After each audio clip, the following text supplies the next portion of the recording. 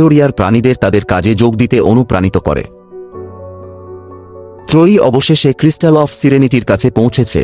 একটি গোপন গ্রোভের মধ্যে লুকিয়ে আছে মালভোরার মাইন্স। জলজল চোখের অন্ধকার প্রাণীরা তাদের মুখোমুখি হয়েছিল ইসাবেলা।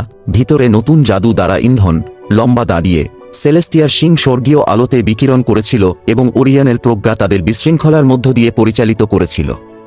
একটি ক্লাইম্যাকটিক যুদ্ধে ইসাবেলার বিশুদ্ধ হৃদয় মালভোরার অন্ধকারের বিরুদ্ধে সবচেয়ে শক্তিশালী শক্তি হিসাবে প্রমাণিত হয়েছিল। দীপ্তিময় শক্তির বিস্ফোরণে ক্রিস্টাল অফ সিরেনিটি জাদুকর এবং তার মিনিয়নদের এলডোরিয়া থেকে বহিষ্কার করেছিল, রাজ্যে শান্তি পুনরুদ্ধার করেছিল।